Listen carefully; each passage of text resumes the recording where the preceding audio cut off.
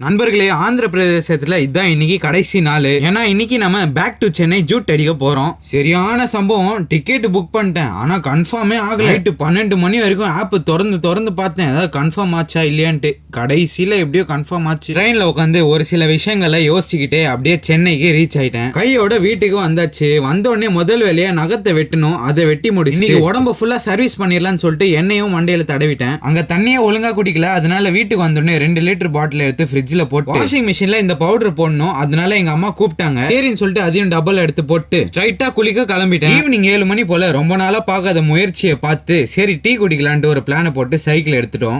ஆக்சுவலா முயற்சி நண்பர் வந்து என் தெருவுல தான் இருந்தான். ஆனா தலைவர் இப்போ வீடை மாத்திட்டாரு. சரி என்னடா அவ்வளவுதான், நான் இதுக்கு மேல பார்க்க முடியாதான்னு கேட்டீங்கன்னா அப்படிலாம் ஒண்ணும் இல்ல, 2 தெரு தள்ளி தான் இருக்கான். நைட்டு டின்னருக்கு சிக்கன் போட்டு மெக்ரோனியை சாப்பிட்டு தூங்கலான்னு போகும்போது எங்க அம்மா மேந்தி கோன் வாங்கிட்டு வாடா அப்படின்னாங்க. நம்ம ஏரியால நைட்டு 1 மணி ஆனாலும் கடை இருக்கும். அதனால சொக்கா மாட்டாம பனின்லயே அப்படியே எங்க அண்ணன் கூட கிளம்பிட்டேன். சரி நண்பர்களே, இந்த vlog இங்கே ஃபினிஷ் பண்ணிக்கிறேன். ஒழுக்கமா இருங்க. Bye guys.